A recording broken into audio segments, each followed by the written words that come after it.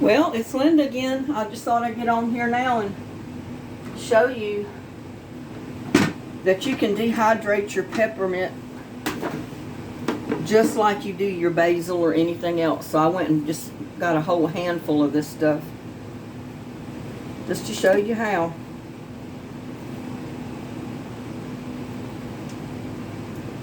I mean, you can see that I'm leaving some of these leaves on the little stems because they're so tiny that if you break too much of the stem off, you're going to lose your leaves.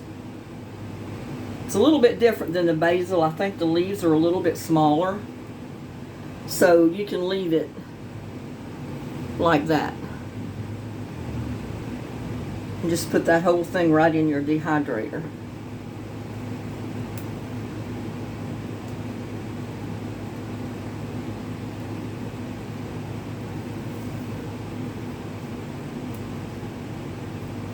But you do it just like we did the basil.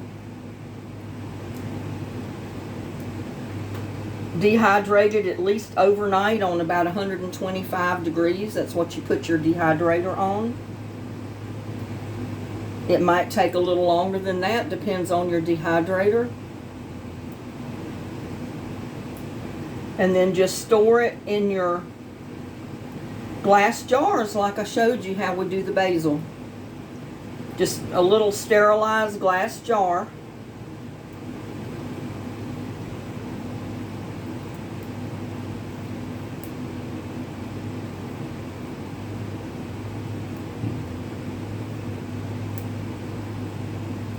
And I showed you how to do that. Just sterilize it in a pot of water.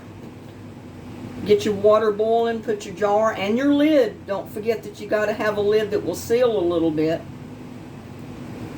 A used jar will work fine, like a jelly jar, a jar that you had a salsa in, a jar that you had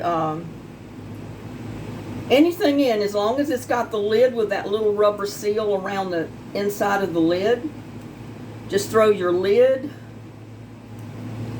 and your jar in that pot of boiling water and just leave it there for about 5 minutes. Get it good and sterilized. Take your jar out. Drain it on a paper towel or a kitchen towel or something till it cools off enough that you can handle it. And then just put your dried peppermint leaves in there just like we did the basil. And put that lid on it and it's sealed tight. It's airtight. I mean, of course, you know, you're going to open it to use your basil off and on, but that's fine as long as you start out with a sterilized, clean jar. So you don't have any bacteria that's going to grow in there.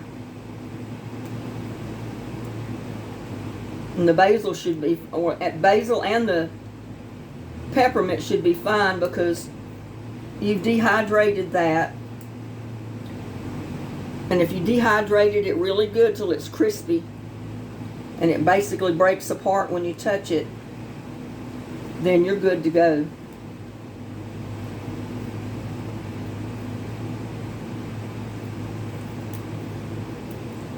Now, some of the stems on a peppermint is pretty stout, so you don't want to use those. But the tender ones at the top, they're fine. You can put the stem in there. And the heat got to my peppermint this year. It almost burned it up, and it's trying to come back to life right now. So I really didn't have a ton of peppermint out there right now that's turned green again to be able to harvest from. But I did find a little bit of it.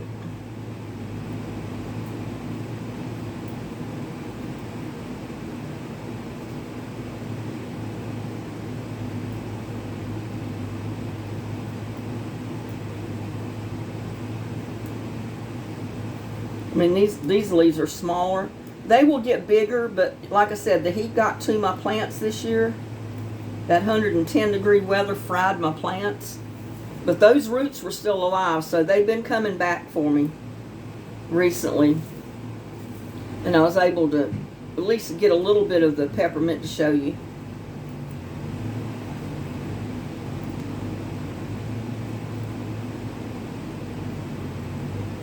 And I know I told you in that other video where I made my peppermint tea, I sweetened it with honey, natural honey. And that works good for your allergies. It really helped my allergies this morning when I fixed that peppermint tea. In fact, I drank 2 cups of it.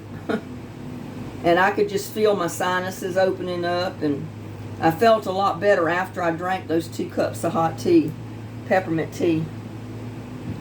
Because the peppermint helps open your sinuses, and it's good for a lot of different things. The peppermint alone is. I mean, and it's good to clear up your allergies. So, in combination with the honey, that works even better. So don't let anybody tell you you're wasting your time when you grow peppermint or any type of mints that you're able to make tea out of, because it's all good stuff.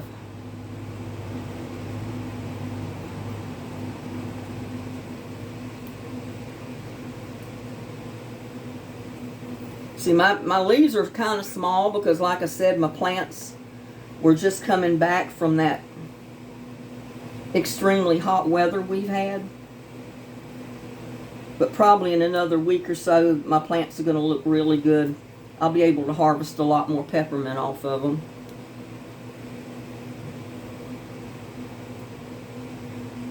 Yeah, I tried just to find plain mint, and I couldn't find it anywhere. I guess they were sold out of it. But I like peppermint too, so I went ahead and got the peppermint.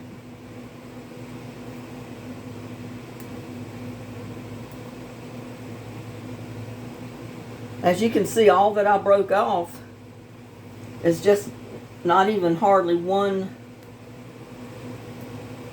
tray full so far.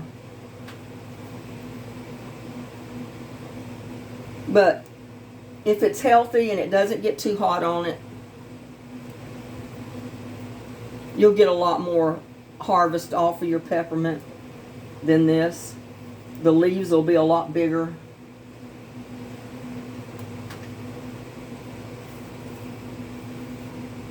I tell you, it's a wonder anything survived. We had over a month long of 110-degree weather every single day, and no rain at all. I mean, no rain. And if we'd have gotten a little bit of rain, it would have probably been just enough to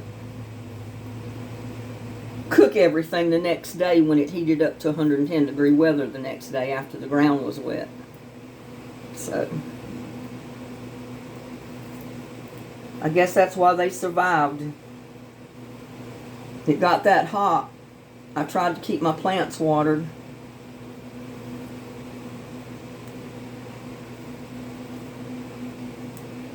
But I'm not going to keep you on here the whole time I'm trying to pick this, because the video would go on forever.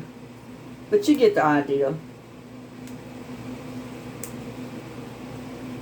And if you didn't see my video that I did on dehydrating basil, go back and find that video and watch it. Because you do the peppermint the same way.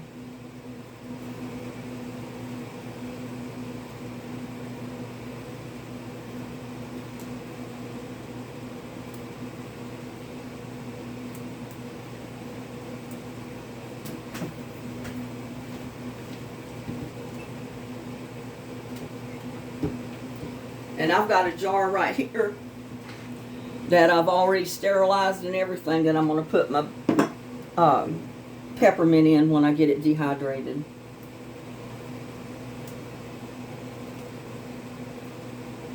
And like I said, I'm going to put it on today. It'll dehydrate overnight.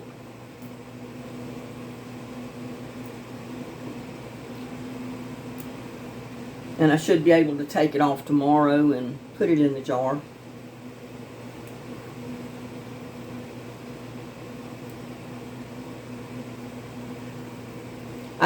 didn't decide until the last minute that I was going to do this, or I would have waited and included it in the other video on making my peppermint tea. But, you know, women, they're apt to change their mind at the last minute. So I decided at the last minute I was going to go ahead and dehydrate some peppermint while I had some out there. I'm not going to have enough to fill this dehydrator up, but I may end up going out there and picking some more basil and maybe filling the top trays up with basil and keep the peppermint in the bottom ones.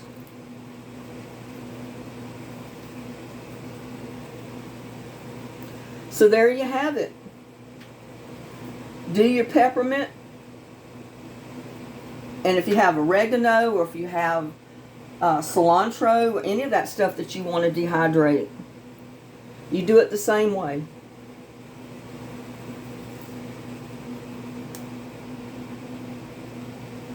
And some people say, well, why go to the bother and do all that? You can buy some at the store.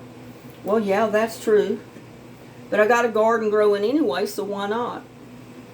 And I think it's better for you. And there's times, like I said, I've been to the store and I can't find a spice. I mean, they're out of it. They've sold completely out. And who knows the way this world's going, how much we're going to have available and when in the years to come. So it's always nice to know how to do some of this stuff. So I'm going to go ahead and finish picking this stuff off and fill my dehydrator. And like I said, you just put it on like 125, something like that. And leave it overnight. Leave it overnight. And that 24 hours should be enough to dehydrate it, because they're such little delicate leaves. It doesn't take long. And then, like I said, just take it off and put it in your jar, and you got your dried basil. Your dried peppermint. And your basil, if, I go ahead and put some in the top of this one. Because you don't have to fill it all up with the same thing. You can do a tray of each different if you got it available. And like I said, I don't have that much peppermint available right now. So I thought I'd come in here and dehydrate a little bit of it, show you how to do it, that we do it just like we do the basil. And that way, if you've got peppermint, if you got basil growing, you do it all the same way. So, with that, I'm going to go ahead and finish picking all this stuff off. And I don't think I'm going to do a follow-up video on getting it off the dehydrator or anything, because I've already done the video on basil for that. So, but you get the idea. Same way. You do your basil, your peppermint, cilantro, any of those herbs like that you've got growing in your yard that you want to save. Or if you're going to use, and so you want to keep them on hand, that's how you do it. And this is Linda, Lady in the Garden, bidding you a good day. Like, share, and subscribe to my videos. And you have a blessed day today.